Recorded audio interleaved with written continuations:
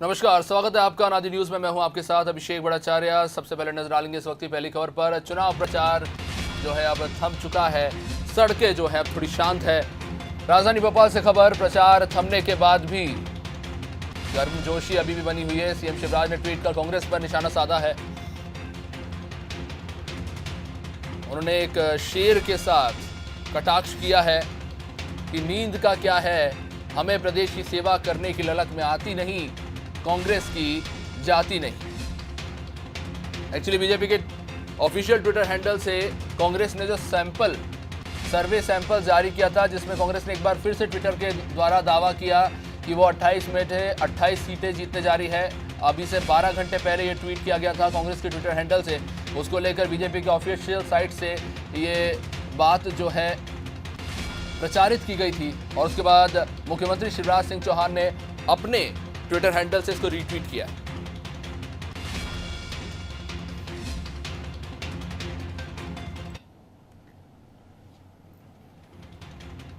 शेर के साथ शिवराज सिंह चौहान ने कटाक्ष किया है कांग्रेस के सर्वे को लेकर और उसमें काफी विचित्र चीजें लिखी हुई हैं। बीजेपी के ट्विटर हैंडल पे लिखा हुआ है कि सैंपल सर्वे में सिर्फ 3 सैंपल लिए गए हैं, वो है कमलनाथ, जीतू पटवारी और दिग्विजय सिंह।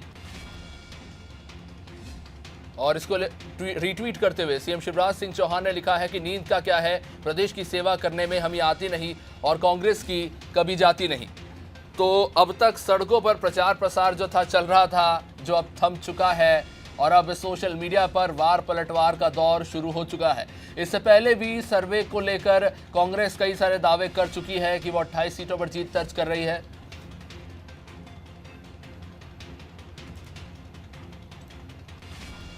और ये दिग्विजय सिंह का ट्वीट है और ये कांग्रेस का एक तरह से कहे कि यही विचार उनका रहा है पूरे चुनाव में। टिकाऊ वर्सेस बिकाऊ, ईमानदार, बेईमान, वफादार, निर्णय आपको लेना है। कुछ इस तरह के जो शब्द है लगातार इनके नेता प्रयोग करते रहे हैं। सम्मान बचाओ की बात लगातार कांग्रेस अपनी तरफ से करती रही है।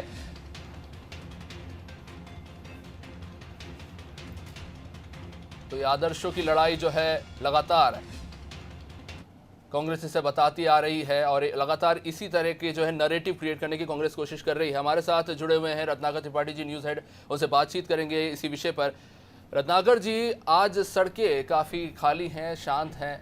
इतने लंबे समय तक बहुत भारी चुनाव प्रचार चला है, खासतौर पर ग्वालियर चंबल क्षेत्र में जिस तरह से हमने देखा, वहाँ के लोग आज जो है राहत की सांस कहीं ना कहीं ले रहे होंगे। चुनाव प्रचार तो थम चुका है, लेकिन एक चीज़ जो देखने को मिल रही है कि अब ट्विटर पर, सोशल मीडिया पर भी, खैर ये पहले भी चल रहा था लेकिन अब यही जरिया रह गया है और शुरू हो चुका है, जहाँ एक तरफ से सबसे पहले बात करेंगे कांग्रेस इससे पहले भी ये सर्वे का दावा कर चुकी है कि हम 28 में से 28 सीटें जीत रहे हैं और इसको लेकर एक कटाक्ष भी किया है बीजेपी के ऑफिशियल ट्विटर हैंडल से कि सैंपल में सिर्फ 3 ही लोगों को जो है जोड़ा गया था और वो थे दिग्विजय सिंह, जीतू पटवारी और कमलनाथ। ये 3 नाम उन्होंने लिए। सर, सबसे पहले ये सर्वे का क्या है, जनता की जानकारी के लिए जानना चाहिए। आखिर ये सर्वे किस तरह से किया जाता है, वो कौन लोग होते हैं और किन से जाके पूछा जाता है कि ये पार्टी जो है जीत रही है इस क्षेत्र से? देखिए अभिषेक जी, खासतौर से अगर हम इस चुनाव की बात करें, जिस उपचुनाव को लेकर ये सारी बातें हो रही हैं, तो ऑफिशियली ऐसा कोई सर्वे अब तक सामने नहीं आया है। ये बात सही है कि पॉलिटिकल पार्टीज़ जो रहती हैं, स्पेशली बीजेपी जो है, ये पॉलिटिकल इस तरीके के सर्वे में बहुत ज़्यादा यकीन रखती है, उसके हिसाब से अपनी स्ट्रेटजी बनाती है। लेकिन ये जो सर्वे होता है, जहाँ तक बीजेपी की बात है, तो उसका जो अपना एक कार्डर रहता है, उसके ज़रिए या अगर किसी एजेंसी की भी सर्विसेज लेते हैं वो लोग, तो बूथ लेवल पर सबसे पहले बीजेपी जाती है। बूथ लेवल पर जाकर वो ये देखती है कि उसकी अपनी चुनावी तैयारियों की क्या स्थिति है, उसके जो वर्कर्स हैं वो कितने मोटिवेटेड हैं और वहाँ पर इश्यूज़ किस तरीके के हैं। उसके बाद में नेक्स्ट जो स्टेप आता है वो आता है कि वहाँ पर जिसके नाम की चर्चा चल रही है कि ये कैंडिडेट हो सकता है, उसकी वहाँ पर क्या स्थिति है और उसके अपोजिट में जिसकी बात चल रही है उसका कितना बड़ा कद है, वहाँ पर उसको किस कदर का सपोर्ट है। उसके बाद इश्यूज़ आते हैं। तो ये बहुत एक लंबी चेन चलती है। लेकिन जहाँ तक कांग्रेस की बात है, और कांग्रेस भी निश्चित रूप से सर्वे करवाती रहती है अपने समय पर, हर पार्टी करवाती है, लेकिन कांग्रेस ये जो कह रही है कि 28 सीटें जीतेंगे, ये अभिषेक मुझे नहीं लगता कि किसी भी सर्वे में इस तरीके की बात सामने आ रही होगी, क्योंकि 28 में से 28 सीटें जीतना, that is something next to impossible किसी भी पार्टी के लिए। नहीं, इवन भाजपा तक ये दावा भले ही कर रही हो कि हम भी 28 में 28 सीटें जीतेंगे, लेकिन ये मुमकिन नहीं नज़र आता है। तो इसमें जो आपने पूछा कि इसका तरीका क्या रहता है, तो इसका तरीका रहता है कि प्राइवेट एजेंसीज़ की मदद ली जाती है, वो लोगों के बीच में जाकर बात करती हैं। लेकिन होता क्या है कि क्योंकि ये सैंपल सर्वे होता है, और जैसा भी बीजेपी ने कटाक्ष किया कि 3 लोग दिग्विजय सिंह, कमलनाथ और जीतू पटवारी का सैंपल सर्वे कर लिया गया है, तो क्योंकि इसमें महदूद किस्म के मतलब लिमिटेड किस्म के लोगों को शामिल किया जाता है, इसलिए कई बार हमने देखा है कि जो लोग एग्जिट पोल का सर्वे करते हैं वो तक फेल हो जाते हैं कई बार। क्योंकि अब देखिए, मतदाता के मन को समझना अब बिल्कुल भी आसान नहीं रह गया है। ये एक अलग दौर हुआ करता था जब लोग बहुत ओपनली कहते थे। अनादि टीवी की जी टीम अभी जो चुनावी चौसर प्रोग्राम के तहत पूरे प्रदेश में गई, आप इसके अगर आपको याद हो कुछ कार्यक्रम, तो लोगों ने इतना कैलकुलेटेड जवाब दिए जब वोटर से पूछा गया कि शिवराज बेहतर है या कमलनाथ। मतलब कैंडिडेट पे तो कोई बात करने को तैयार ही नहीं थे। अगर हमने 100 लोगों से बात की तो उनमें से 80% कैंडिडेट पे बात ही नहीं करते थे। जब उनसे कहा गया शिवराज या कमलनाथ, तो उनमें से भी 10% ने शिवराज या कमलनाथ में से एक नाम लिया, बाकी 10% ने कहा वो तो हम समय आने पर देखेंगे। तो अब जब मतदाता इतना खामोश हो चुका है, वो अपनी राय बड़ी सोच समझकर प्रकट करता है और वोट आखिरी मौके पर अक्सर तय करता है, तो इस सर्वे का बहुत ज़्यादा महत्व नहीं रह आता।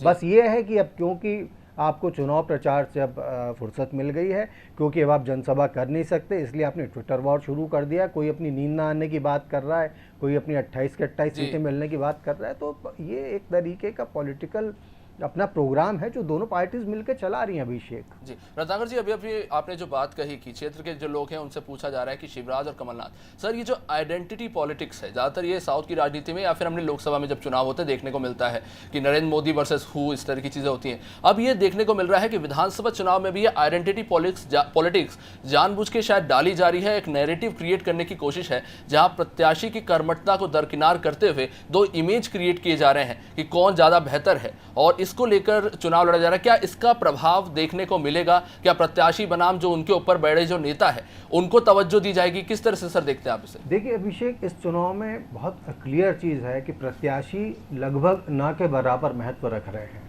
अब ये दुर्भाग्य है या राजनीति का सौभाग्य, ये तो वो लोग तय करें, देने इस मामले को ऊपर से देखना होता है। लेकिन ये सब तब से शुरू हुआ है जब मध्य प्रदेश में अर्जुन सिंह मुख्यमंत्री बने थे। अर्जुन सिंह 2 बार मुख्यमंत्री रहे और उस दौरान उन्होंने लगभग ये कोशिश की थी कि मध्य प्रदेश में वो अपने आप को कांग्रेस में अपने कोई विकल्प को पैदा होने न दें। जी, यहाँ से सारी चीज़ें शुरू हुई थी।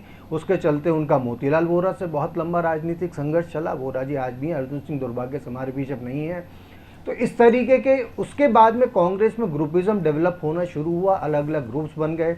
विद्या भैया, श्यामा भैया का ग्रुप बन गया जो बाद में छत्तीसगढ़ चले गए थे जो लोग। एक ग्रुप अर्जुन सिंह का था, मोतीलाल वोरा का ग्रुप था। मोतीलाल वोरा का फिर कहा गया कि उनकी माधवराव सिंधिया के साथ अच्छी ट्यूनिंग हो गई है। तो जब ये ग्रुपिज्म शुरू हुआ तब भाजपा इन चीज़ों से इसलिए अछूत थी क्योंकि तब तक भाजपा को सत्ता में आने के कांग्रेस बराबर मौके नहीं मिल सके थे। But the moment BJP got majority in Madhya Pradesh assembly, Sundarlal Patwa से पहले भी बने थे चीफ मिनिस्टर, लेकिन सुंदरलाल पटवा जब बने तो उसके बाद से भाजपा में भी शुरू हो गया कि भाई मैं अपने नीचे कोई विकल्प नहीं रहने दूंगा। उसके चलते जो संघर्ष शुरू हुए थे उन्हें सबसे ज़्यादा हवा मिली दिग्विजय सिंह के रिजीम में। जब दिग्विजय सिंह का पहला कार्यकाल खत्म हुआ तब हर एक एग्जिट पोल सर्वे ये कह रहा था कि कांग्रेस हारने जा रही है, दिग्विजय सिंह दोबारा चीफ मिनिस्टर नहीं बन पाएंगे।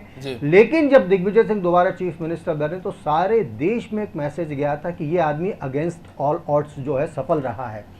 उसके बाद दिग्विजय सिंह कांग्रेस में एक ऐसी ताकत बन के उभरे जो अगले 5 साल तक जिन्हें कोई चैलेंज करने की हिम्मत तक नहीं कर सका, जबकि कई लोग उनसे नाराज थे। अजीत जोगी ने तो बाकायदा आदिवासी मुख्यमंत्री की मुहिम चलाई थी। जमुना देवी ने यह तक कह दिया था कि मैं दिग्विजय सिंह के तंदूर में जल रही हूं।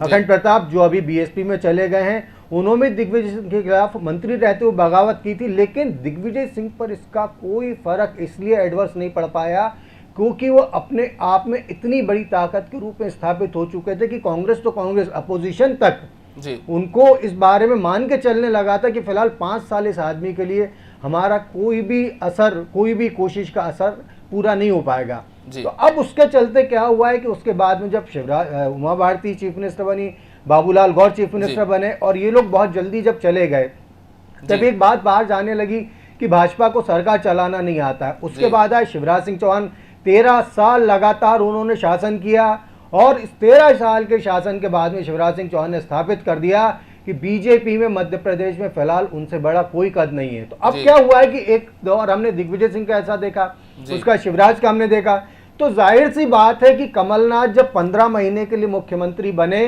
तो उन्होंने भी कई ज्योतिरादित्य सिंधिया जैसे दिग्गज को पीछे करके सीएम की पोस्ट हासिल की थी जी।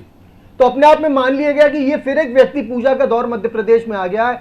कमलनाथ है जो कुछ है, इधर शिवराज सिंह है जो कुछ है, तो उसी की परिणति अब हम ये देख रहे हैं कि इस चुनाव में कैंडिडेट्स की बजाय ज्यादा से ज्यादा सीट्स पर यह बात असर रख रही है कि whether you want Shivraj Singh Chouhan और आपको कमलनाथ चाहिए। अभिषेक जी, अब सर जैसे कि आपने कहा आइडेंटिटी पॉलिटिक्स पे बात तो हुई ही, अब बात करते हैं सर आदर्शों की, जिन चीज़ों को लेकर कांग्रेस उतरी थी इस उपचुनाव में और लगातार कह रही थी ईमानदार वर्सेस बेईमान, टिकाऊ वर्सेस बिकाऊ और कुछ ऐसे शब्द भी कह गए जिनको लेकर चुनाव आयोग ने उन पर कार्रवाई कर दी। सर देखने वाली बात यह है कि शुरुआत में कांग्रेस जिन मुद्दों को लेकर उतरी वो कहीं ना कहीं धूमिल हो गए और उनको धूमिल करने में कहीं ना कहीं उनकी पार्टी के नेताओं की कुछ ऐसे शब्द रहे जिनके चलते उन्हीं पर कार्रवाई हो गई। सर इसको किस तरह से देखते हैं?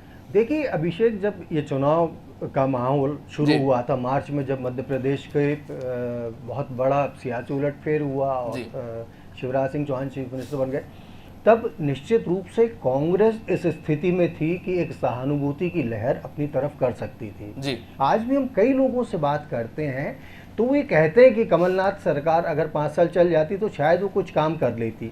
दूसरी चीज़, उस समय कांग्रेस ने जिस तरीके से इस इशू को उठाया था टिकाऊ वर्सेस बिकाऊ वाला जी, वो भी बहुत बड़ी ताकत बन के उसके लिए उसके सामने आया था। दुर्भाग्य क्या रहा कि क्योंकि कोरोना का काल आ गया और सारे के सारे पॉलिटिकल इश्यूज जो थे वो कोरोना के चलते कहीं ना कहीं डाइल्यूट होते चले गए। आप बीच में आप खुद देखिए, अखबारों को आप देखें, आप जो टेलीविज़न का जो मीडिया है उसको आप देखें या आप आकाशवाणी वगैरह को देखें, उनमें पॉलिटिकल कवरेजेस की बजाय न्यूज़ बुलेटिन शुरू होने के अखबार के पहले पेज पर ज़्यादा से ज़्यादा तवज्जो कोरोना को दी गई। और जाहिर सी बात है सारी दुनिया डरी थी, लोग रोज़ मर रहे थे, अनगिनत संख्या में लोगों की मौत हो रही थी, बड़ा फिगर बढ़ता चला जा रहा था। उस सब के चलते क्या हुआ कि टिकाऊ वर्सेस बिकाऊ या सिंपैथी वेव वाला जो इशू था वो धीरे धीरे कांग्रेस के हाथ से सरकने लगा जी। शिवराज सिंह चौहान के साथ ये प्लस पॉइंट रहा कि कोरोना के पीरियड में उन्हें काम करने का मौका मिला और वो कहीं ना कहीं काफी हद तक सफल रहे। आप देखेंगे कि इंदौर और भोपाल के अलावा मध्य प्रदेश के और किसी जिले को लेकर ऐसा बहुत ही सनसनीखेज चीजें सामने नहीं आई कोरोना की। मतलब सरकार कम से कम उन बाकी जगहों पर स्थिति नियंत्रण में करने में सफल रही। और तीसरी चीज शिवराज सिंह चौहान की जो सबसे बड़ी उन्होंने अपने तीसरे कार्यकाल से शुरू की थी जी, जनता के बीच में जाने की। शिवराज इस कोरोना काल में भी जनता के बीच जाने से, भले ही वर्चुअल रैली के माध्यम से गए हों, भले ही उन्होंने सीएम हाउस में कोई वर्चुअल प्रोग्राम किया हो, लेकिन वो लगातार जनता से जुड़ते चले गए। तो हुआ क्या कि कांग्रेस के पास जो इश्यूज थे, शिवराज ने अपनी लगातार वर्किंग से इस बात के लिए उसे मजबूर कर दिया कि उन इश्यूज का वो फायदा मिलने की बात धीरे धीरे भूलने लगे। और यहाँ से एक खींच आपके अंदर डेवलप होती है, और खींच जब डेवलप होती है तब एक दिनेश गुर्जर बयान देते हैं भूखा नंगा जैसा। जब खींच जब डेवलप होती है तो कमलनाथ जैसे इतने सीनियर पॉलिटिशियन नालायक शब्द का इस्तेमाल करते हैं शिवराज सिंह चौहान के लिए। तो उसके चलते क्या होता है कि जब ये समझ में आता है पार्टी के नेताओं को कि हमारे टिकाऊ वर्सेस बिकाऊ के नारे की उतनी वैल्यू शायद नहीं रह गई है जी, हमें सिंपैथी वेव उतनी मिलने की अब शायद गुंजाइश नहीं रह गई है, तो इस तरीके की चीज़ों को, इस तरीके के इश्यूज को फ्लेयर अप करके ये माना जाता है कि हम बहुत तगड़ा अगर हमला करेंगे तो हो सकता है कि हमारी स्थिति और मजबूत हो। उसी के चलते ये हुआ है कि कांग्रेस जिन चीज़ों को लेकर इस चुनाव में उतरी थी उन चीज़ों से बाय एंड बाय उसको अलग होना पड़ रहा है, उसे ऐसी चीज़ों का इस्तेमाल करना पड़ा जो वास्तव में बहुत दुर्भाग्यजनक है। अभिषेक, मध्य प्रदेश के किसी भी चुनाव में, चाहे वो लोकसभा का चुनाव हो, चाहे विधानसभा का चुनाव हो, चाहे उपचुनाव हो, इस तरीके की घातक और बहुत ही निम्न स्तरीय बयानबाजी कभी नहीं देखी गई थी। लेकिन ये इसलिए हो रहा है क्योंकि कहीं ना कहीं कांग्रेस का जो फ्रस्ट्रेशन है बहुत ज़्यादा बढ़ गया है, और कहीं ना कहीं जो बीजेपी ने जो रिटेलिएट किया या बीजेपी में भी जो इस तरीके की चीज़ें हुई, अभिषेक, वो इसलिए हुई है क्योंकि बीजेपी भी इस बात का जख्म भुला नहीं पा रही है कि कैसे कांग्रेस के चलते बहुमत के नजदीक पहुंचने के बावजूद उसे 15 महीने के लिए सत्ता से बाहर होना पड़ा था। तो ये दोनों दलों के अपनी अपनी मेंटलिटी है, दोनों दलों के अपने अपने जख्म है, जिन्हें लेकर वो इस रूप में आगे बढ़ रहे हैं। अभिषेक जी, रत्नाकर जी, जैसा कि हम देख रहे हैं कि अभी ये मुद्दा, क्योंकि दोनों ही पार्टियों ने इस चीज़ को पूरे खुले मंच से ये बात कही है कि हमारे नेताओं का, हमारी पार्टी के सम्मान की बात है। कहीं ना कहीं दोनों के सम्मान के आपसी टकराव के बीच में जिस क्षेत्र में चुनाव हो रहा है, वहाँ के जो बुनियादी मुद्दे हैं वो शुरू तो हुए थे कि आपके लिए सड़क बनाएंगे, आपके लिए डैम बनाएंगे, और कई सारी घोषणाएं भी हुई वर्तमान सरकार की तरफ से, पर धीरे धीरे धीरे धूमिल होते चले गए। और अब मुद्दा सिर्फ ये रह गया है कि इमरती देवी के आत्मसम्मान को ठेस पहुंची है और इसके लिए आपको बीजेपी को वोट देना चाहिए, या फिर इसी तरह का नैरेटिव जो है क्रिएट करने का लगातार प्रयास किया जा रहा है। बुनियादी मुद्दे जो है सर, वो चुनाव के शुरुआती प्रचार में शुरू तो हुए, लेकिन अंत तक आते आते कहीं धूमिल हो गए। बुनियादी मुद्दों को आप देखिए, उन्हें एक्चुअली दरकिनार करने का पॉलिटिकल पार्टीज के पास बहुत ज़बरदस्त मुद्दा था। कांग्रेस के पास ये था कि आपने हमें पूरे काम करने अगर दिया गया होता, बीजेपी ने काम करने दिया होता, तो निश्चित रूप से हम 15 महीने हमारे हुए थे, अभी हमारे पास काफ़ी और लंबा समय था, हम उन्हें पूरा कर लेते।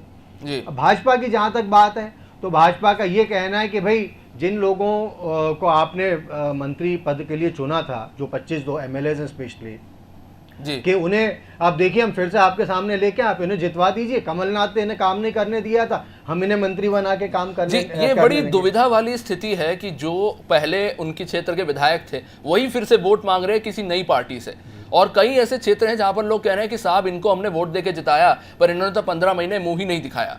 तो ऐसे कई सारे गांव हैं जो कह रहे हैं साहब हमारे क्षेत्र का विकास ही नहीं हुआ, हर बार ये वोट मांगते हैं, वोट लेके चले जाते हैं, सड़क हमारी बन नहीं पा रही है, हमारा डैम नहीं बन पा रहा है। वहां के क्षेत्र के लोग अभी भी वहीं फंसे हुए हैं, क्योंकि वही दो लोग हैं। कई सारे ऐसे क्षेत्र हैं जहां पर वही दो सेम विधायक हैं जो पहले भी चुनाव लड़ रहे थे एक दूसरे के खिलाफ और अभी भी लड़ रहे हैं, और इनके पास कोई तीसरा जो है कोई और ऑप्शन बचा नहीं है वहां की जनता के पास। देखिए अभिषेक, आपने जो आखिरी में बात कही उसी में आपके सवाल का जवाब छिपा हुआ है। जी, बहुत बड़ा दुर्भाग्य ये है कि जनता के पास में विकल्प नहीं है, और अक्सर ये देखने में आ रहा है कि उसे बहुत बुरा या कम बुरा में से किसी एक को चुनना पड़ रहा है। जी, जैसा कि मैंने आपसे कहा, बीजेपी के पास ये बहुत स्ट्रांग पॉइंट है कि भाई ये देखिए, इन लोगों को आपने चुना था, ये इन लोगों को लेकिन कमलनाथ ने काम नहीं करने दिया, इसलिए हम इन्हें अपना उम्मीदवार बना रहे हैं। इन्होंने आपके क्षेत्र के विकास के लिए अपने विधायक पद को छोड़ दिया है, तो आप अगर इन्हें जितवा देते हैं तो आप देखिए, अभी हमारे पास 3 साल का समय, हम काम करके विकास करवा देंगे। कांग्रेस के पास ये कहने के लिए है कि हमें तो सरकार ही पूरी नहीं चलाने दी गई, वो लोग बिक गए, बीजेपी ने पैसा दिया, तो अब अगर आप इन लोगों को जितवा देंगे, अगर हमारी सरकार बन जाएगी तो हम फिर से काम शुरू कर देंगे। और इस सब के बीच में अभिषेक बहुत इंटरेस्टिंग चीज़ ही हो जाती है कि जब मध्य प्रदेश की विधानसभा इस बात को कह देती है कि कई लाख किसानों का मध्य प्रदेश में कर्जा माफ़ किया गया है, विधानसभा की जानकारी वो होती है जो ऑन रिकॉर्ड होती है, जी, ऑफिशियल जो जानकारी होती है, उस तक में कह दिया गया। तो कांग्रेस को इशू ज़रूर मिल गया है कि भाई आप देखिए, खुद ये सरकार कह रही है शिवराज की कि हमने कर्ज माफ़ किया था, बावजूद उसके जो आप कह रहे हैं जो बुनियादी मुद्दे हैं, बुनियादी मुद्दों की तरफ किसी का इसलिए ध्यान नहीं जा रहा है क्योंकि उनका सीधा सीधा ये मानना है, बीजेपी का मानना है कि भाई हम इस तरीके से सबसाइड कर सकते हैं चीज़ों को, बुनियादी इशूज़ को, कि आप इन्हें अगर जितवा देंगे तो ये काम करने लगेंगे। कांग्रेस का मानना है कि हम इस तरीके से, और देखिए इसमें बहुत इंटरेस्टिंग फैक्टर ये होता है कि शिवराज सिंह चौहान ने जो प्रदेश में जो काम करवाए थे उसके मुकाबले कमलनाथ ने शुरुआत ज़रूर की थी काम करने की, लेकिन कई फ्रंट पर कांग्रेस को बहुत ज़्यादा नाकामी रही, और ख़ासतौर से तब जब बीजेपी ने चैलेंज किया कि आप बेरोज़गारी भत्ते के डिटेल्स हमें बताइए, जी, आप किसानों की आप लिस्ट निकाल के हमको दिखाइए, आप ये बताइए कि आपने हमारी योजनाओं को बंद क्यों कर दिया, हमारी योजनाओं को आपने, जो हमने अच्छी योजनाएं चलाई थी। उन चीज़ों के लिए जब आपके पास जवाब नहीं रहता है, उसके बाद में ये प्रैक्टिस शुरू होती है जो मध्य प्रदेश में हम चलती देख रहे हैं, जो हमने 28 सीटों में देखा कि कई जगह जो मन आया वो बोल दिया गया, जो मन आया वो दावा कर दिया गया, जिस किस्म की बात ठीक लगी उस किस्म की बात कह दी गई, न सिर्फ स्टूडियो से बैठ के बल्कि विधानसभा में जाकर, बल्कि किसी प्रचार सभा के दौरान में, बल्कि किसी और पॉलिटिकल प्रोग्राम के दौरान में इस तरीके की चीज़ ना हुई हो। जी, तो ये सारा माहौल अभिषेक कोई मुद्दा नहीं है इस चुनाव में किसी पार्टी के पास में, सिवाय इसके कि हम ज़्यादा से ज़्यादा सीट हासिल करके अपनी सरकार बचा लें, या सिवाय इसके कि हम 28 से 28 सीट हासिल करके एक बार फिर अपनी सरकार बना लें। इश्यूज तो बाद में देखे जाएंगे और ये बहुत पहले से होता चला आ रहा है। इस चुनाव में ज़्यादा खुल के कुछ सामने आ गया है। अभिषेक जी, इससे पहले सर जैसा कि कर्ज माफी का मुद्दा उठा था और इसके बाद एक बार फिर से इस उपचुनाव में कांग्रेस ने काफ़ी बड़े वादे किए हैं कि कोरोना से जो प्रभावित हुए हैं उनको सरकारी नौकरी दी जाएगी, जो संविदा के कर्मचारी हैं उनको नियमित करा जाएगा, कई तरह के बड़े बड़े वादे किए। सर क्या लगता है इनका प्रभाव देखने मिलेगा, वोटर इससे इस बार प्रभावित होंगे? क्योंकि पिछली बार काफ़ी ज़्यादा सीट्स इन्होंने इसी तरह से आरत की थी, और क्या इस बार ऐसा हो पाएगा? देखिए अभिषेक, पिछले विधानसभा चुनाव और इस विधानसभा चुनाव की स्थिति में बहुत अंतर है। सबसे पहली चीज़ तो ये मैं आपको बताऊं कि इस बात को तो इलेक्शन कमीशन ऑफ इंडिया ने भी कहा है कि अगर बिहार में बीजेपी ने अपने मैनिफेस्टो में कहा है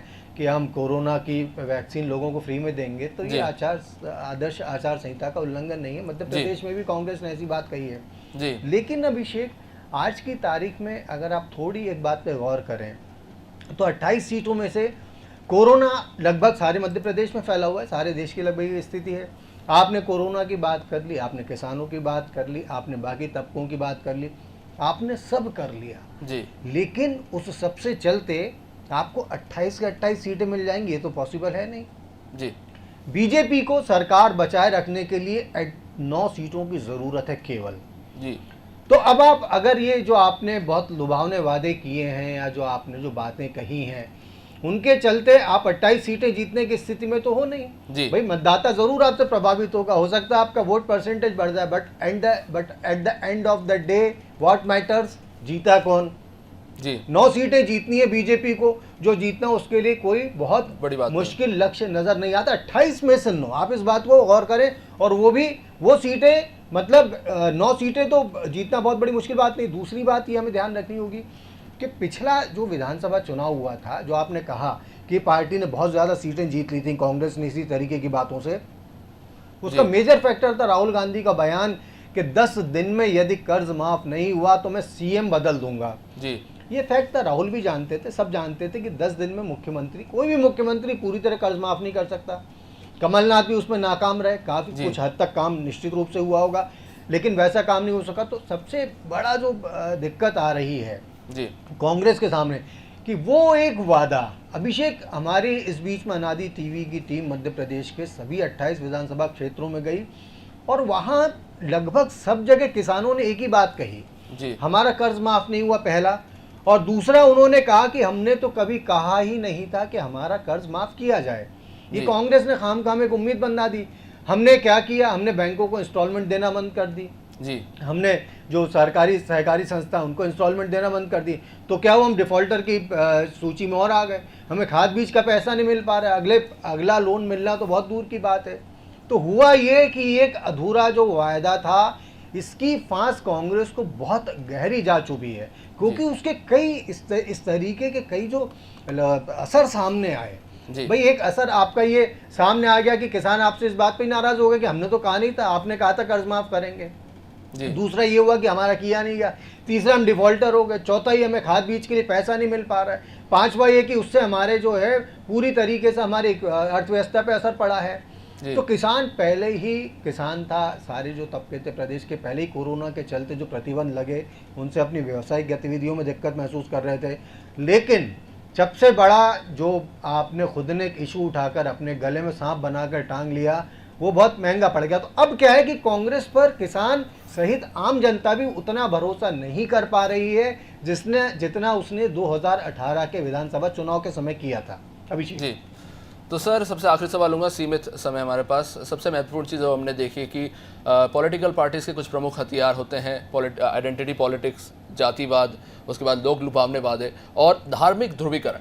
माना जा रहा था कि ऐसा कुछ देखने को नहीं मिलेगा पार्टी में, पर इस समय ऐसा देखने मिला है। अंत के समय में जो चीज़ असम में हुआ, जिस चीज़ को लेकर काफ़ी ज़्यादा टीका टिप्पणी हुई, और उसके बाद अब देखने को मिला उषा ठाकुर का जो बयान सामने आया मदरसों को लेकर, उसके बाद प्रज्ञा सिंह ठाकुर का जो बयान आया, और फिर आरिफ मसूद का भी एक और बयान सामने आया। तो सर कहीं ना कहीं धार्मिक ध्रुवीकरण भी देखने को मिला है। देखिए अभिषेक, अब धर्म का राजनीति में इस्तेमाल तो एक ऐसी बुराई हो चुकी है जिसे मुझे लगता है कि अब कोई भी कभी भी दूर नहीं कर सकता है, क्योंकि धर्म असल में बहुत ही सेंसिटिव एक इशू होता है।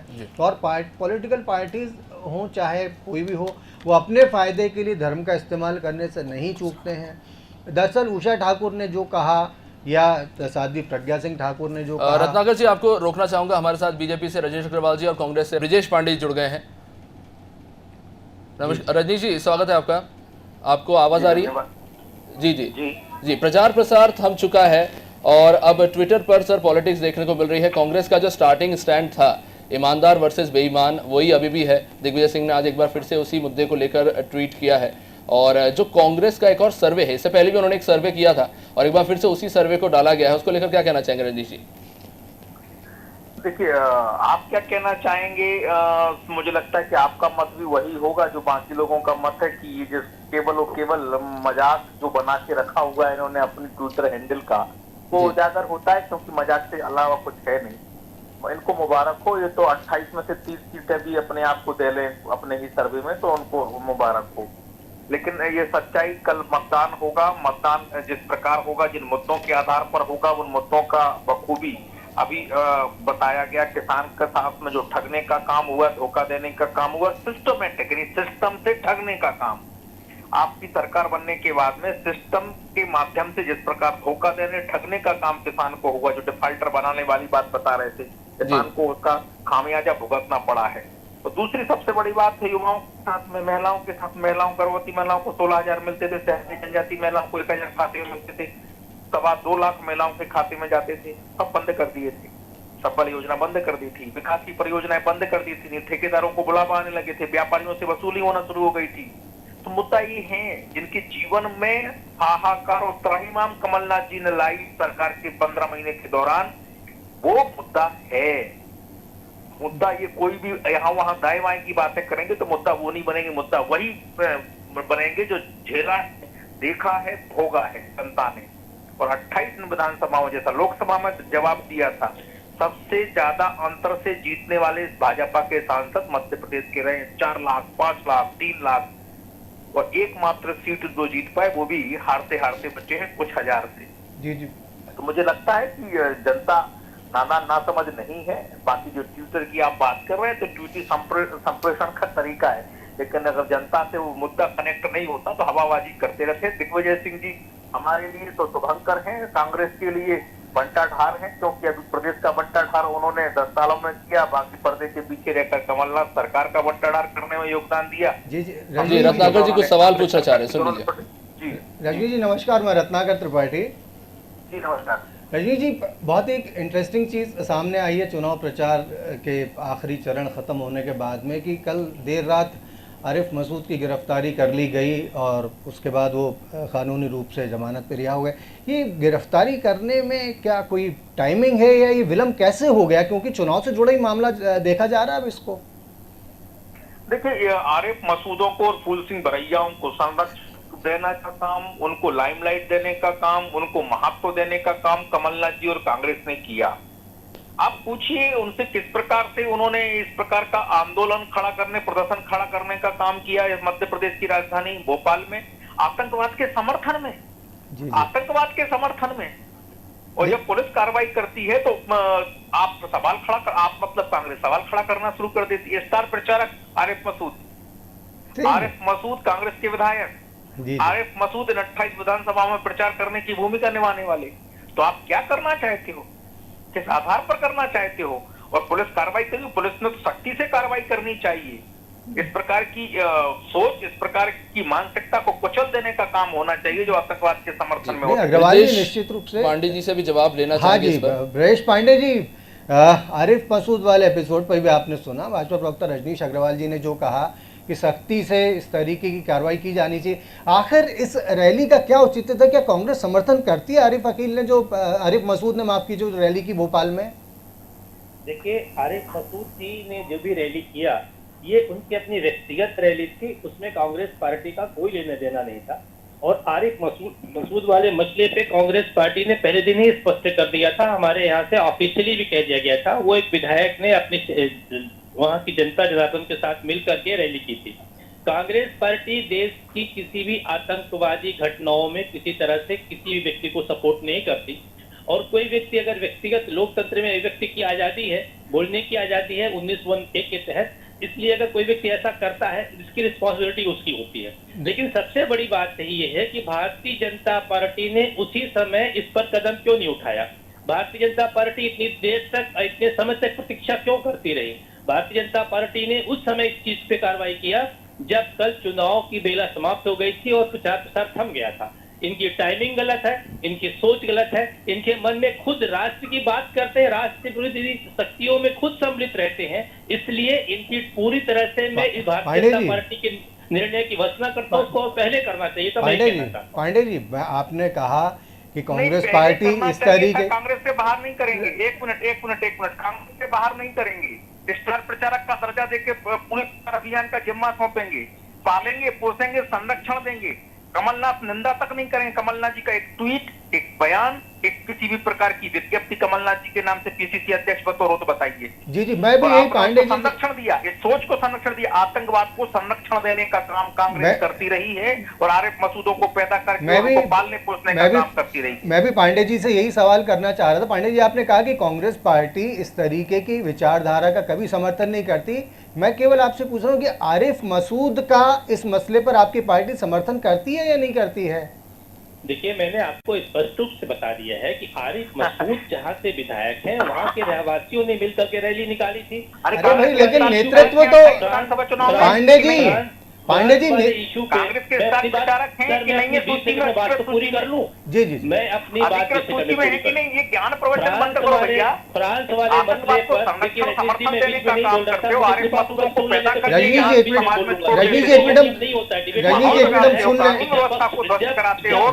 मिनट हम सुन ले पांडे जी का क्या कहना है। आप पहले मेरी बात नहीं समर्थन नहीं करते जी। अरे आप कौन होते हैं समर्थन करते हो? रजनी जी एक मिनट पांडे जी को अपनी बात कह लेने दीजिए। किसी प्रकार का निलंबन का, किसी प्रकार का आपत्ति का रजनी जी एक मिनट पांडे जी को बात कह लेने दीजिए। राष्ट्रीय प्रवक्ता रणदीप सिंह सुरजेवाला जी ने स्पष्ट रूप से कह दिया था। अरे क्या किया कार्रवाई? रजनी जी, आतंकवादियों को पालने पोसने वाली है कांग्रेस, कार्रवाई क्या की? हमारे पार्टी के आपके नाम खाने के और दिखाने के और आतंकवाद को बढ़ावा देते हो, वोट बैंक की राजनीति करते हो।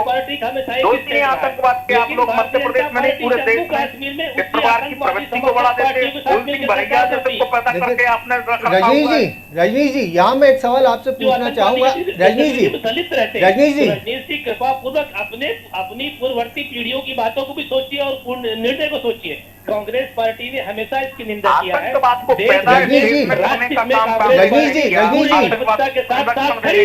रजनी जी, यहाँ मैं एक सवाल आपसे करना चाहता हूँ।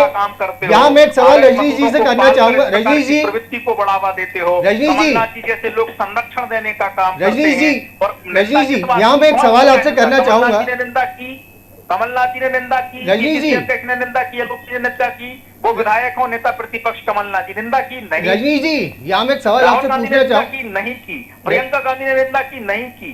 पाखंड बंद करो भाई। रजनी जी, यहाँ मैं एक सवाल आपसे पूछना चाहूंगा। इसी चुनाव के बीच में जब हम आरिफ मसूद की बात कर रहे हैं तो आपकी पार्टी की जो विधायक उषा ठाकुर, उन्होंने कहा था कि मदरसों से आतंकवादी पैदा होते हैं। क्या उस मामले में पार्टी ने वैसा कोई एक्शन लिया जैसा आप आरिफ मसूद के मामले में कांग्रेस से चाह रहे हैं? नहीं, कैसा एक्शन की बात कर रहे हैं? किस बात? आपने कहा कि निंदा नहीं की किसी ने आरिफ मसूद के आचरण की। तो ये जो बात है, जो असम के संदर्भ में और उत्तराखंड के संदर्भ में पूछे गए सवाल, तो हाँ, और बाद में फिर गृह मंत्री ने भी कहा कि असम जैसे हालात अगर मध्य प्रदेश में होंगे तो यहाँ भी मदरसों पर बैन कर दिया जाएगा और अनुदान बंद कर दिया जाएगा। नहीं रजनी जी, मदरसों से एनआईए मैं बोल लूं जी, बिल्कुल। एनआईए के पास में 125 से ज्यादा प्रकरण आए हैं, 125 से ज्यादा एनआईए के पास में रजनी जी मदरसों से निकले हुए आतंकवाद के मामले में, आतंकवादियों के मामले में। लेकिन रजनी जो जी, जम्मू कश्मीर की घाटी है, जम्मू कश्मीर की घाटी में अध्ययन जो आए हैं निकल के एजेंसीज के आए हैं, नेशनल एजेंसीज की, उसका जरा अध्ययन करिए, पता चलेगा लेकिन रजनीश तो जी मुझे लगता है कितने गंभीर भी मसला रजनीश जी है। जिस जगह की आप बात कितने कर रहे हैं भी- वो एक्सट्रीमली सेंसिटिव एरिया है जहाँ की आप बात कर रहे हैं, तो इसका मतलब ये तो बिल्कुल नहीं होता है कि पूरे देश में जितने भी मदरसे हैं वो आतंकवादी और कट्टरपंथी पल रहे हैं। हमने नहीं कहा, मदरसे मध्य प्रदेश में भी चल रहे हैं। हमने नहीं कहा कि हर उषा ठाकुर जी का मदरसे स्टेटमेंट से तो यही था, आतंकवादी काफी निकलता है। काफी वेग स्टेटमेंट था उनका इस मामले को लेकर, और उनका कोई जो स्पष्टीकरण statement नहीं था, था मेरे वो। पास में वीडियो है, वीडियो चलाया जाए तो पता चल जाएगा। देखिए निश्चित रूप से हम बहुत आगे क्लियर उन्होंने प्रेस कॉन्फ्रेंस में कहा है। और अब उन्होंने कहा कि अगर राष्ट्र की मुख्य धारा से प्रिस्क्राइब अगर सिलेबस पढ़ाया जाता है तो मदरसे अच्छे मदरसे चल रहे हैं। सरकार में वो मंत्री हैं, वो सरकार के तहत मदरसे चल रहे हैं, सरकार अनुदान दे रही है मध्य प्रदेश में भाजपा की सरकार। जी, अगर जी। मदरसा टूटती होते तो मध्य प्रदेश में बंद कर चुके तो 15 साल भी चले हो। सबसे ज्यादा अनुदान हमने दिया, जी जी जी नहीं तो सबसे ज्यादा अनुदान हमने दिया। और विधायक कोई नई नवेली नहीं है, तीसरी बार की विधायक है उषा ठाकुर। पिछली बार भी विधायक थी, उसके पिछले बार भी विधायक थी। रजनीश जी यहाँ किसी के राजनीतिक अनुभव पर सवाल नहीं उठ रहा है, सीधी सी बात यह है नहीं, मैं कि केवल क्या मदरसों के क्या बारे में कर रहा हूं, मदरसों से पैदा होने वाले आतंकवाद मदरसों के बारे से में बात कर रहा हूं। मैं केवल इस आप बारे में कुछ बात कर रहा रिपोर्ट्स के हूं। आधार इस पर वक्त हम- क्या आप कुछ रिपोर्ट्स के आधार पर ये इस बात को मानते हैं कि सारे के सारे मदरसों से केवल आतंकवादी निकलते हैं? क्योंकि उन्होंने तो कहा था मदरसों से आतंकवादी निकलते उन्होंने हैं। नहीं कहा ऐसा, उषा ठाकुर ने नहीं कहा ऐसा। भाई उषा ठाकुर जो मध्य प्रदेश सरकार की मंत्री जी। हैं, वरिष्ठ विधायक हैं, उन्होंने ऐसा नहीं कहा सभी मदरसों से सभी आतंकवादी निकलते हैं। जी जी उन्होंने जो कहा वो वीडियो मेरे पास मौजूद है, जी जी नहीं वीडियो प्रेस तो कॉन्फ्रेंस में जो कहा है, और उसका जो नोटिस आया उसका जवाब भी उन्होंने दे दिया। जी जी जी ब्रजेश पांडे और हम जी इस मदरसों के मामले में, आतंकवाद के मामले में जो कल थे वो आज हैं और वही कल रहेंगे। हमारा कोई स्टैंड चेंज नहीं हुआ। उन्होंने ऐसा कोई कृत्य नहीं किया जिसके लिए क्षमा मांगी जाए। जी जी जी नहीं और आरिफ मसूदों से उषा ठाकुर की तुलना नहीं हो सकती। नहीं आप देखिए आरिफ मसूद जैसे लोग राजधानी में आंदोलन प्रदर्शन करते हैं आतंकवाद के समर्थन में। जी, ये जी। कोई भारतीय जनता पार्टी का नेता, प्रवक्ता, कार्यकर्ता, मंत्री, विधायक किसी भी प्रकार की हैसियत में क्यों ना हो, कोई स्वीकार नहीं करता आतंकवाद का समर्थन। कांग्रेस स्वीकार करती है, स्टार प्रचारक का दर्जा देती है और उनको पालती है, पोसती है, बढ़ावा देती है। और दूसरे मुंह से जब सवाल उठते हैं तो कहती नहीं हमारा समर्थन नहीं, उनकी अभिव्यक्ति की आजादी। अभिव्यक्ति की ऐसी आजादी, आतंकवाद का समर्थन करो। जी जी जी ये ब्रजेश अभिव्यक्ति की आजादी, आतंकवाद का समर्थन करना। ब्रजेश पांडे जी आप कुछ कहना चाहेंगे इस पर? रत्नाकर जी, मुझे रजनीश जी की बात नहीं इतनी हास्यास्पद लग रही है। मध्य प्रदेश के पहली पंक्ति के प्रसार रजनीश जी, रजनीश जी की बात को बोल बोल मत करिए आप। रजनीश जी देखिए आप देखिए उषा ठाकुर को लेकर के, प्रज्ञा ठाकुर को लेकर, साध्वी प्रज्ञा सिंह को लेकर के या गिरिराज सिंह को लेकर के आपके पास जवाब नहीं होता है। आप जब मैंने कहा ना कि आपके रजनीश जी उन्होंने आपकी बात बहुत धैर्यपूर्वक सुनी ब्रजेश पांडे जी ने। जो आप जनता को दिखाते हैं, जो गोविंदाचार्य रजनीश जी वो होता है जो आपके मुखौटे में छिपा होता है। इसलिए कृपा पूर्वक आप इस तरह की बातें मत करिए। रहा बात जम्मू कश्मीर की, जम्मू कश्मीर में भारतीय जनता पार्टी ने ही मुफ्ती सईद के साथ, उमर अब्दुल्ला के साथ मिलकर सरकार बनाई आप करो राजनीति। थी। सुन लीजिए, पहले सुन लीजिए। रजनीश जी उनका जवाब तो आ जाने दीजिए, उन्होंने आपकी बात धैर्यपूर्वक सुनी पूरी। सवाल की आप सुन करिए, आपकी पार्टी ने मिलकर के जम्मू कश्मीर में मुफ्ती सईद के साथ उमर अब्दुल्ला के साथ सरकार बनाई थी। आप लोग आतंकवादी गतिविधियों को बढ़ावा देने में सिद्धस्त हैं। आपके लिए इस देश में दो कानून है, एक कानून जैसा आप चलाना चाहते हैं संविधान को, और एक कानून जो भारत के संविधान के डॉक्टर अम्बेडकर ने बनाया था। तो इसलिए आप कुछ भी बात करें, तथ्यों तर्कों से बात करें, अरे मैं तो बात किसकी को बात सुनने में करूंगा भी कि मैं आनंद तय आता है करूंगा, और कांग्रेस सुनने जरूर तय प्रश्न करेगी। करने वाले ये को देश का भी। संविधान इसलिए का कृपा जब पूर्वक के देश का आप थोड़ी इस बात को रावल मत गांधी करिए। देश का। आपके लोग इस ने ही देश का कहा संविधान कि इस बाबा मदरसों के साहब अंदर अम्बेडकर से का अपनाया हुआ है, आतंकवादी तो पैदा वैसे होते हैं। आपने नहीं कहा, आपके लोगों ने कहा, प्रज्ञा ठाकुर ने कहा था कि हेमंत करकरे सरी के लोगों को खड़े होकर गोली मार देना चाहिए। आप लोग ऐसे लोग खिलाफ कार्रवाई नहीं करते, उनको टिकट देते हैं। इसलिए ऐसी बातें कम से कम न करिए, आपकी मुझसे सोच नहीं लगती। देते हैं, वो अभी भी सांसद हैं। आप आरिफ मसूद के साथ खड़े हो, हम तो प्रज्ञा जी के साथ हैं। नहीं मैंने तो आपसे पहले स्पष्ट कर दिया, देखिए, मैंने आपसे रजनीश जी पहले पंक्ति में स्पष्ट कर दिया कि हमारी पार्टी के मुख्य राष्ट्रीय प्रवक्ता ने, आदरणीय सुरजेवाला जी ने कह दिया, किसी व्यक्ति का अपना जो होता है उल्लुक होता है, ये उसकी व्यक्ति किया जाती है। कांग्रेस पार्टी देश में किसी भी आतंकवादी संगठन या आतंकवादी के साथ नहीं है। कांग्रेस पार्टी किसी भी चीज का विरोध करती है, लेकिन आपकी पार्टी का स्टैंड हर इन मसलों पे अलग अलग होता है। और आपकी पार्टी इन मसलों पे बोलने को तैयार नहीं होती है। आप शायद यह भूल रहे हैं, आप शायद ये भूल रहे हैं, आप और मैं कुछ आपकी नहीं भूल रहा हूँ, पार्टी मुझे के सब लोग पाप याद है। आतंकवाद के कमलनाथ मसले सरकार पर के सारे दो पाप मुही याद बात हैं, करते हैं। संविधान को एक गाली देने ये वाले होता पाप है याद हैं, जो आप दिखाना चाहते महापाप जो हैं, उन्होंने एक किए वो होता है यहाँ जो वास्तव में सेना होता है। को इसलिए सेना को मुखौटे की लांछित करने राजनीति वाले करने पाप वाली याद हैं, भारतीय जनता समाज पार्टी को कम लांछित से करने कम वाले देश पाप के याद सामने हैं, साफ हमें सुथरी बात कमलनाथ के करे, सारे स्पष्ट महापाप बात याद करे, हैं, जनता को भी खामोश से महापाप बात याद करे, हैं। तभी वो आप जनहित लोग में करो। होगा, अन्यथा पाप जनता को इससे महापाप कोई याद है। सरोकार नहीं होगा। कमलनाथ देश सरकार के की और सबसे बड़े कमलनाथ जी पत्रकार की रत्नाकर त्रिपाठी जिस बात को कह रहे हैं, आप इस बात को डिनाई कर रहे हैं। आश्चर्य नहीं तो होता है बिल्कुल कर रहे हैं ना, मुझे। रत्नाकर आप त्रिपाठी जी ने भारतीय कह दिया, जनता उसको पार्टी के स्वीकार प्रवक्ता करना होकर हमारा ऐसा कुछ कह रहे हैं। कर्तव्य थोड़ी है आपकी कि रत्नाकर पार्टी की त्रिपाठी ने कुछ राजनीति कह में दिया, हम होता स्वीकार है। कर लें। जी जी देखिए रजनीश जी माफ कीजिए, रजनीश जी माफ कीजिए, मेरा ऐसा कोई रजनीश जी मेरा ऐसा कोई कहने का उद्देश्य नहीं था कि मैंने जो कहा आप उसे स्वीकार करें। रजनीश जी मैंने आपसे सवाल पूछा था, मेरा ये कोई मतलब नहीं था कि मैं जो कह रहा हूँ आप उसे स्वीकार करें। कृपया आप इस तरीके की बात ना कहें कि रत्नाकर त्रिपाठी ने जो कहा वो स्वीकार कर हैं कि रत्नाकर त्रिपाठी जी कह रहे हैं, आप डिनाई कर रहे हैं, तो जी, जी। रत्नाकर त्रिपाठी जी जो कह रहे हैं वो डिनाई ना करें और आप स्वीकार करें, ऐसा कोई जरूरी थोड़ी है। मैं इनको प्रश्न का उत्तर दे रहा हूँ, नहीं, ये बात मैं ब्रजेश पांडे जी को भी स्पष्ट कर देना चाहता हूँ। आप बोलिए रजनीश जी, आप बोलिए कृपापूर्वक कि मैं साथ में हूँ, यानी जैसे मैं कह रहा हूँ कि मैं आतंकवाद के खिलाफ है और हमारी पार्टी ने खुद आतंकवाद के लिए आपकी कांग्रेस की पार्टी आतंकवादियों के साथ है, कांग्रेस का हाथ आतंकवादियों के साथ, इस देश में आतंकवाद को पालने पोसने संरक्षण राजनीतिक तौर पर देने का काम लेकिन कांग्रेस रजनीश जी, ने किया है। लेकिन रजनीश जी, कांग्रेस आज भी आतंकवादियों लेकिन को रजनीश जी, राजनीतिक संरक्षण देती है। लेकिन रजनीश जी, आज भी कांग्रेस आतंकवादियों के मानव लेकिन रजनीश जी, संसद और संसद के भीतर लड़ती है। आज भी आतंकवादियों के समर्थन में इस प्रकार की बात करती है। आज भी आरएफ जो आतंकवाद के समर्थन में प्रदर्शन करता है वो कांग्रेस का स्टार प्रचारक होता है। आज भी आरएफ मसूद को कोई कार्रवाई नहीं की जाती है। आज भी आरएफ मसूद को संरक्षण देने का काम होता है। चलता है। मैं निश्चित रूप से मानता हूँ रजनीश जी, को संरक्षण इस देने बात का काम होता है, जिसको देश दुनिया में नकारा गया, दुकारा गया, जिस प्रदर्शन को वो कांग्रेस ने स्वीकार किया है, वो कांग्रेस ने स्वीकार किया है। आरएफ मसूद जैसे लोगों को गले लगाने का काम कांग्रेस करती है। लेकिन रजनीश जी आपकी पार्टी ने पीडीपी को कश्मीर में गले लगाया था, जिसे आपकी पार्टी उससे पहले लगातार आतंकियों की हिमायती कहती चली आ रही थी पीडीपी को, आप ही की पार्टी ने उसे भी कश्मीर में गले लगाया था, उसके साथ मिलकर आप लोगों ने सरकार चलाई। और आप जो कह रहे थे कि मध्य प्रदेश में 15 साल तक मदरसों को सर्वाधिक अनुदान दिया गया, तो यदि अगर आपकी पार्टी की विधायक कह रही वहां से आतंकवादी निकलते हैं तो 15 साल क्यों ये प्रेशर मिला उनको? नहीं, मैंने कहा आपसे, अगर मुझसे सवाल है कि उषा ठाकुर जी ने जब ऐसा क्या एक बयान ही नहीं दिया है जिस प्रकार का आप बार बार उल्लेख कर रहे हैं, और मैंने कहा मेरे पास पूरा वीडियो मौजूद है जी, ऑन दी रिकॉर्ड बयान दिया रजनीश जी, ऑन दी रिकॉर्ड बयान दिया, मेरे पास तो वीडियो है। उसके तो आप एफआईआर करवाओ, कोर्ट में जाओ। नहीं तो आपने तो 2 दिन बाद एफआईआर, आपकी पार्टी ने तो, सो रही है क्या आपकी सरकार ने तो 3 दिन लगा लिया एफआईआर करवाने में आरिफ मसूद के खिलाफ। एफआईआर करवाओ, कोर्ट में जाओ। चुनाव आयोग का नोटिस आया, चुनाव आयोग को उत्तर दे दिया। अगर आप लोगों को लगता है कांग्रेस को कि उन्होंने कोई गलत बोला है तो कोर्ट में जाओ।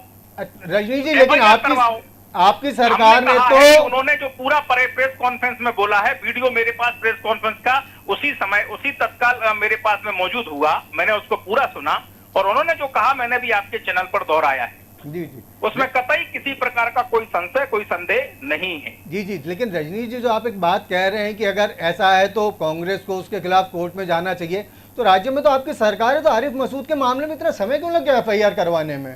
आरिफ मसूद के मामले में तत्काल कार्रवाई हुई, मुख्यमंत्री जी का बयान आया, आप मीडिया के चैनल्स ने भी चलाया, गृह मंत्री का बयान आया, कार्रवाई की बात कर रहा हूं मैं, कार्रवाई रजनीश जी, कार्रवाई उसके मैं बोलूं जी जी बिल्कुल बिल्कुल। और उसके बाद भी जो उपयुक्त धाराएं, उचित धाराएं थी, उन धाराओं के साथ में काम करने का काम पुलिस ने किया। और इसमें और जल्दबाजी क्या हो सकती थी और क्या बात हो सकती थी, वो भी भारतीय जनता पार्टी की सरकार देखेगी, बख्शेगी नहीं, बख्शेगी नहीं। लेकिन स्टार प्रचारक 28 विधानसभा चुनाव के आरिफ मसूद रहे हैं। आरिफ मसूद कांग्रेस के विधायक, अभी भी कांग्रेस के नेता, कोई कार्रवाई निलंबन तक का नोटिस तक नहीं है। जी जी, ये कांग्रेस की सोच दर्शाती है। ब्रजेश जी, ये बात तो सही है कि आपकी पार्टी के भले ही रणदीप सिंह सुरजेवाला जी ने निंदा कर दी हो या आपने कह दिया हो, लेकिन पार्टी के स्तर पर खासतौर से ऐसे मामलों में, इतने सेंसिटिव इशू में जो कार्रवाई होनी चाहिए, और खासतौर से तब जबकि देश के प्रधानमंत्री कह रहे हो कि आतंकवाद के खिलाफ लड़ाई में भारत फ्रांस के साथ में, तब भी पार्टी का आरिफ मसूद के खिलाफ केवल निंदा करके चुप रह जाना क्या ठीक लगता है? या पर्याप्त है ये? आरिफ मसूद, रजनीश जी कृपा पूर्वक मैंने आपकी बात को धैर्य पूर्वक सुना, मुझे भी 10 मिनट दीजिए। बिल्कुल मैं बिल्कुल अपनी बिल्कुल बात करूं। जी जी। मैं सिर्फ ये कहना चाह रहा हूं, हमारी पार्टी ने जिस तरह से फ्रांस में सब घटना हुई उसके बाद हमारी पार्टी के चीफ स्पोक्स पर्सन और ऑल इंडिया के जनरल सेक्रेटरी रणदीप सिंह सुरजेवाला जी के बयान के बाद हम समझते हैं पार्टी का स्टैंड साफ हो चुका था। दूसरी बात मैं आपसे ये कहना चाह रहा हूं कि आर्टिकल 163 जो अधिकार संविधान में चीफ मिनिस्टर के पास है, आर्टिकल 164 ये अधिकार भी मुख्यमंत्री के पास है, लेकिन जो 163 का अधिकार गवर्नर के पास है और उसके बाद जो विधानसभा के अध्यक्ष के पास अधिकार है, मध्य प्रदेश के विधानसभा अध्यक्ष को कार्रवाई करने का अधिकार है अगर उन्हें लग रहा है कि कहीं। लगता है ब्रजेश पांडे जी से हमारा संपर्क टूट गया। ब्रजेश पांडे जी का ये कहना था कि इस मामले में कांग्रेस पार्टी के जो राष्ट्रीय प्रवक्ता हैं, जो उसके मीडिया सेल के इंचार्ज हैं रणदीप सिंह सुरजेवाला जी, उन्होंने निंदा की है। ब्रजेश पांडे जी का ये भी कहना था कि वे खुद भी इस बयान से इत्तेफाक नहीं रखते और उनका ये भी दावा है कि कांग्रेस पार्टी इस तरीके की सोच को समर्थन नहीं करती। लेकिन यहाँ एक सवाल रह जाता है कि जिस पार्टी के पास में ऐसे किसी नेता के खिलाफ अनुशासनात्मक कार्रवाई करने का सबसे बड़ा अधिकार हो, ऐसा कोई एक मामला जिसको भारत की नीति के खिलाफ जाकर यदि आपका एक विधायक भोपाल शहर में प्रदर्शन कर रहा है और उस प्रदर्शन में किस्म की बातें की जा रही हैं जिनसे वास्तव में भड़काने जैसी कोई किसी चीज़ की अगर बू आती हो, तो उस मामले में सवाल ये सही रह जाता है कि आखिर कार्रवाई क्यों नहीं हो रही। विधानसभा अध्यक्ष तो अपने स्तर पर कार्रवाई करेंगे, उसकी एक अलग प्रक्रिया रहती है, उसकी शिकायत की प्रक्रिया होती है, लेकिन एक मामला सारी की सारी पार्टी के सामने, सारी पार्टी के एक बहुत ही बड़े एजेंडे के सामने, उसकी नीति के सामने अगर सवालिया निशान खड़ा कर रहा हो अभिषेक, तो चीज़ें थोड़ी सी गंभीर हो जाती हैं। अभिषेक जी, कांग्रेस के परिदृश्य में आखिरी सवाल लूंगा सर आपसे। अभी जैसा कि कहा ब्रजेश पांडे जी ने कि दरकिनार कर लिया है कांग्रेस को आरिफ मसूद ने जो भी ये किया था इकबाल मैदान में जो इकट्ठा हुए थे लोग उसको लेकर, और सीधे तौर पर कहा रणदीप सुरजेवाला ने भी इसको लेकर खिलाफत की है। सर ऐसा देखने को मिला है कांग्रेस पार्टी के अंदर, और जब से ये सॉफ्ट हिंदुत्व जो शुरू हुआ है पार्टी के अंदर, कई सारे ऐसे अल्पसंख्यक नेता हैं जो पार्टी छोड़कर जाते हुए नजर आए। कहीं ना कहीं ये कांग्रेस के खिलाफ ही विपरीत जाता हुआ नजर आ रहा है। नहीं, ऐसा नहीं अभिषेक। देखिए, पॉलिटिकल पार्टीज जो रहती हैं और खासतौर जो पॉलिटिशियंस होते हैं वो अपने मजहब को लेकर किसी पार्टी से नहीं जुड़ते हैं। पॉलिटिकल पार्टी किसी मतदाता से उसके मजहब को लेकर नहीं जुड़ती है। ये सिर्फ फ़ायदा उठाने की चीज़ें रहती हैं। कल के आप देखेंगे कि कांग्रेस बीजेपी पहले कितनी हार्डकोर माना जाता था हिंदुइस्ट पार्टी है, लेकिन नरेंद्र मोदी के आने के बाद में, सरकार में आने के बाद में कई ऐसे निर्णय लिए गए जो हार्डकोर हिंदू जो हैं उनको खले हैं, मुस्लिमों के हक, अल्पसंख्यकों के हक में लिए गए। उसी तरीके से अगर आज कांग्रेस सॉफ्ट हिंदुइज्म की बात कर रही है तो आने वाले दिनों में हो सकता है वो भी इस पॉलिसी से अपनी कुछ किनारा करते दिखे। पॉलिटिकल पार्टीज का एजेंडा समय के हिसाब से, परिस्थितियों के हिसाब से, लोगों के हिसाब से चेंज होता रहता है। कोई इस चीज़ को लेकर पार्टी नहीं छोड़ता है। आज की डेट में कोई भी आदमी अगर कहता है कि मैं अपने मज़हब की, अपने धर्म की, अपने संस्कारों की उपेक्षा के खिलाफ पार्टी छोड़ रहा हूं, तो इसका मतलब सीधा सा मतलब होता है कि दूसरी पार्टी में उसको उससे ज़्यादा लाभ मिल रहा है। बाकी इन चीज़ों का अभिषेक उनसे कोई लेना देना नहीं होता है। इस किस्म की राजनीति अब बिल्कुल हमें स्वीकार कर लेनी चाहिए और इन बातों को तो तवज्जो देनी ही नहीं चाहिए कि जो लोग धर्म को लेकर बड़ी बड़ी बातें करते हैं वो इस बारे में उतने ही संजीदा हों जितना उनका कहना है। ये सिर्फ अपना अपना एजेंडा होता है अभिषेक, जिसे धर्म का रूप दे दिया जाता है। शुक्रिया रत्नाकर जी। तो प्रचार प्रसार थम चुका है और कई तरह के हथकंडे जो है पार्टी और उनके नेता जो है अपनाते नजर आए हैं। जैसा कि हमने इस पूरी बातचीत में देखा कि कई सारे ऐसे मुद्दे हैं जो सॉफ्ट इश्यूज़ हैं, जिनसे जनता प्रत्यक्ष रूप से जुड़ी हुई है और जिनका उन पर असर पड़ता है, उनका खासा इस्तेमाल किया गया है। एक पार्टी दूसरी पार्टी पर आरोप लगाती है और ख़ास तौर पर इस उपचुनाव में देखने को मिला है कि बयानबाजी और ख़ास तौर पर बिना सर पैर की बयानबाजी देखने को मिली है। चुनावी मुद्दों में जो बुनियादी मुद्दे थे वो कहीं ना कहीं पर लुप्त होते दिखाई दिए हैं। अब आने वाले समय में ये स्पष्ट हो पाएगा कि ये जो प्रचार प्रसार हुआ है इसका किस पार्टी की तरफ ज़्यादा फेवर देखने को मिलेगा, किन बातों का असर आम जनता पर ज़्यादा हुआ है, ये तो खैर मतदान के बाद स्पष्ट हो जाएगा। देखते रहिए अनादि टीवी। नमस्कार।